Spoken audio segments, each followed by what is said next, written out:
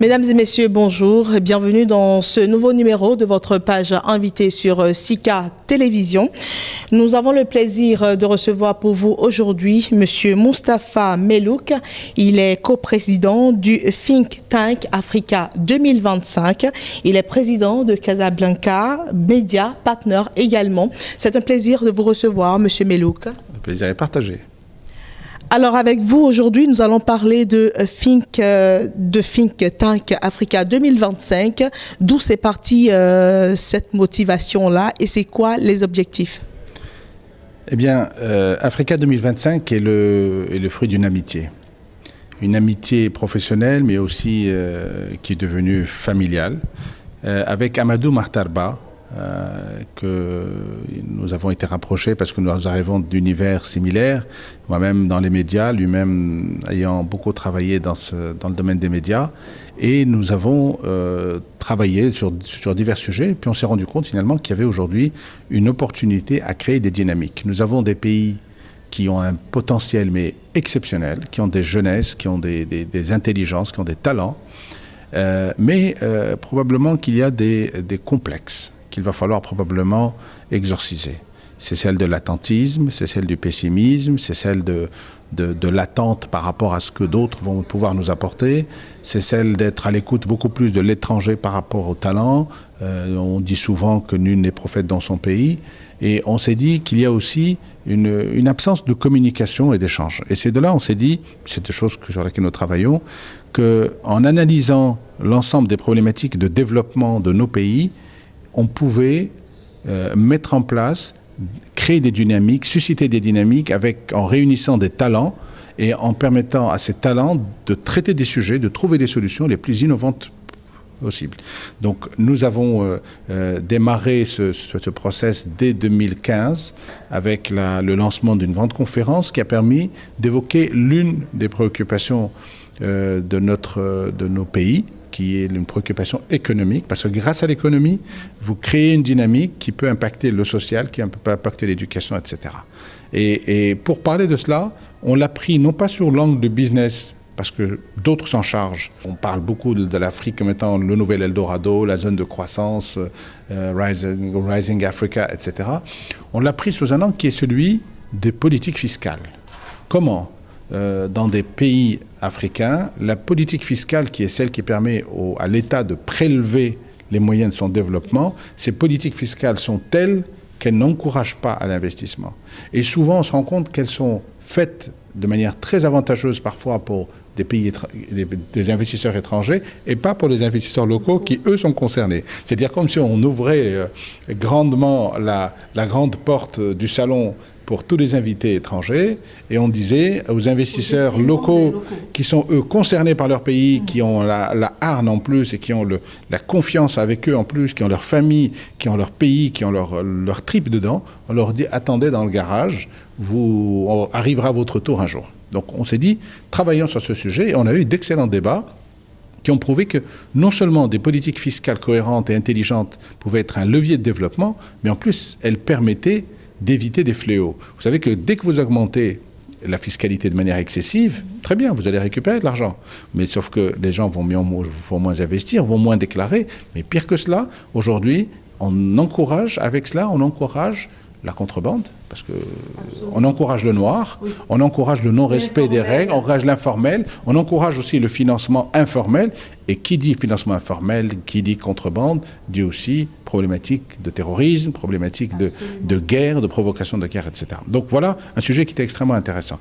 En 2016, nous nous sommes attaqués à une problématique liée à l'environnement. Rappelez-vous, nous étions à la veille de la COP 22 au Maroc et nous avions choisi de travailler sur la gestion des catastrophes naturelles et des risques climatiques. Vous avez vécu les dernières catastrophes dans les Caraïbes. Vous en avez vu d'autres probablement. Irma, Harvey, Katrina, Maria, tous ces noms. On a vu les situations liées au tremblement de terre dans des zones sismiques. On a vu ce que peut causer comme dégâts un événement aussi dramatique, tant sur le plan humain d'abord, social, humain, sur le plan économique, c'est pratiquement la destruction. Et on a même vu en Afrique, on a vu avec des pluies torrentielles, des coulements de boue, nous avons eu des glissements de terrain avec des dizaines de morts dans plusieurs pays. Absolument. Alors sommes-nous prêts à faire face à cela?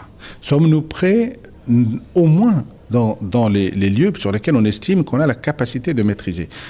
Si aujourd'hui les politiques urbanistiques ne mettent même pas en place des alertes par rapport à des zones rouges où il ne faut pas construire, pourquoi continuons-nous à construire? Si des zones... Alors, autre sujet, la désertification est considérée comme étant une catastrophe naturelle. Nous sommes en pleine désertification.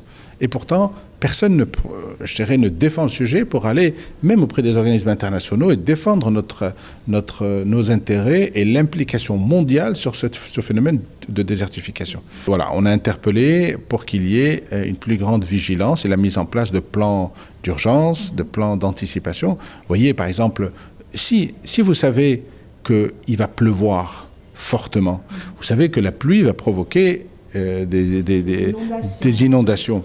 Si vous ne prenez pas la décision d'alerter la population pour ce qu'elle s'éloigne des zones à risque, eh bien ces personnes vont mourir.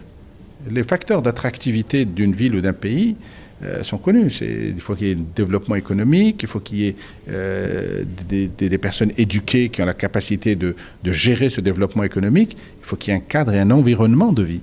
Et dans cet environnement de vie, il y a un des éléments majeurs qui sont analysés, c'est la santé, c'est la protection, les services de santé.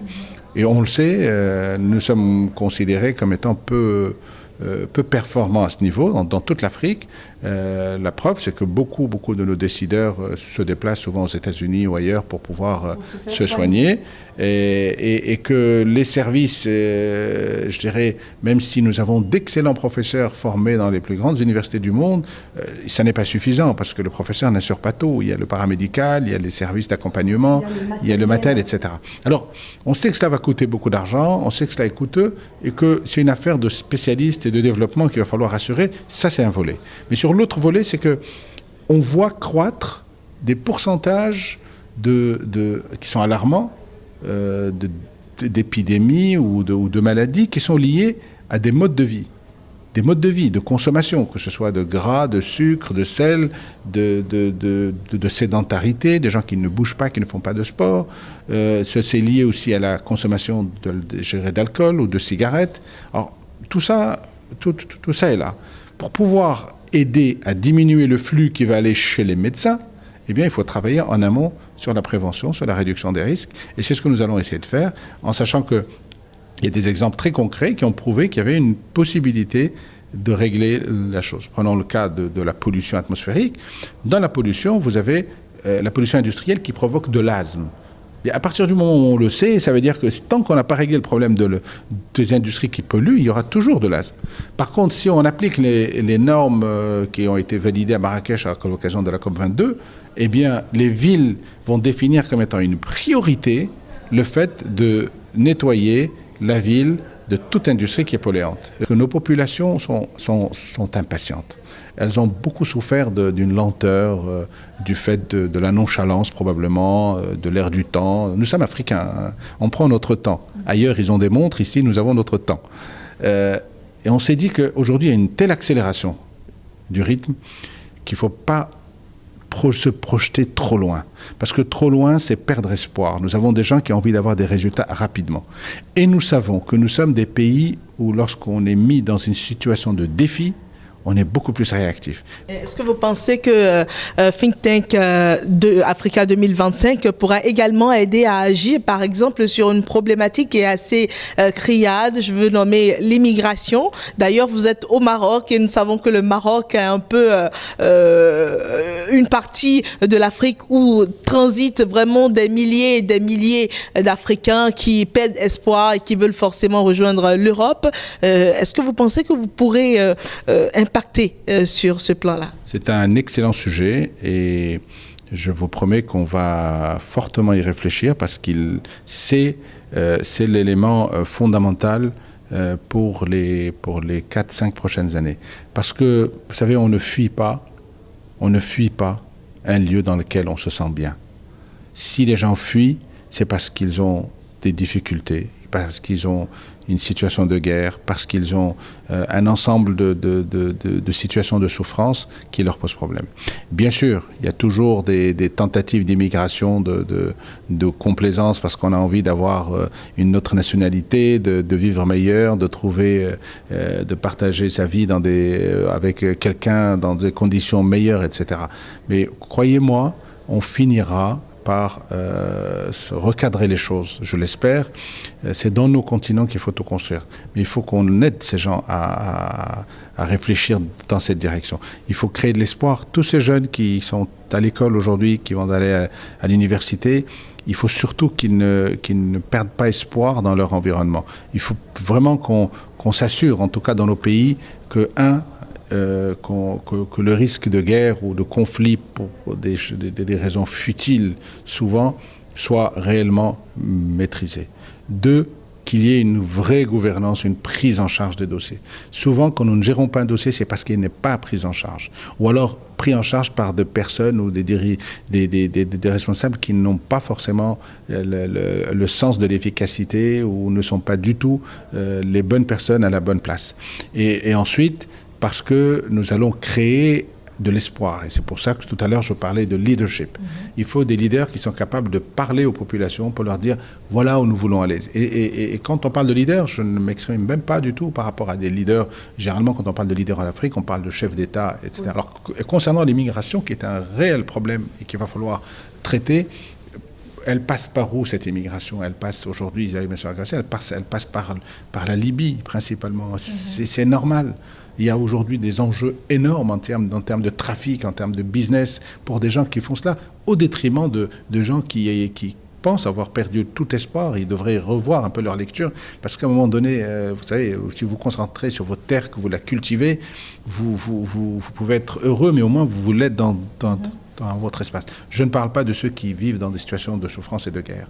D'autres passent par d'autres zones. Ceux qui passent en tout cas par le Maroc, vous savez quelle est la politique du Maroc dans ce sens. Le Maroc a accueilli et le Maroc est passé d'une terre de transit vers une terre, je dirais, d'accueil. Maintenant, il faut travailler, oui, on peut continuer, il y aura probablement beaucoup d'attractivité puisque le Maroc est en plein développement. Mais ce qui est en train de faire le Maroc, c'est d'investir en Afrique. Pour que l'Africain se dise, je ne vais pas aller au Maroc pour trouver l'Eldorado, non, je vais au Maroc pour faire... que le Maroc, c'est aussi l'Afrique. Oui, bien sûr. Non, mais dans l'esprit de beaucoup, venir au Maroc, c'est trouver quelque chose qui est meilleur qu'ailleurs. Mais sachez que, bien sûr, le Maroc a encore un gap de développement sur lequel il doit engager. Mais c'est de dire, je vais au Maroc parce que je vais pour revenir dans mon pays, ramener un investisseur avec moi, repartir avec un investissement de l'autre côté, faire du commerce, aller à l'université, etc. Créer un lien qui fasse que celui qui est venu de pays africains, peu importe le pays, puisse se dire, d'abord, je suis dans mon pays, mais j'ai une capacité de circulation qui me permet d'être partout. Et c'est aujourd'hui ce que nous devons être, même au niveau mondial.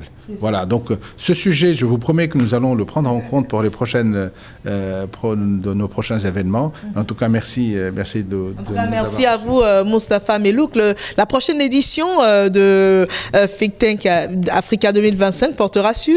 C'est 2018. Nous n'avons pas encore conclu le choix, mais on va mettre l'immigration comme étant l'un des sujets probables. Il y a les médias aussi sur lesquels qu'on veut évoquer. Merci. C'était donc votre page invitée sur Sika TV. Mesdames et messieurs, merci. Au revoir.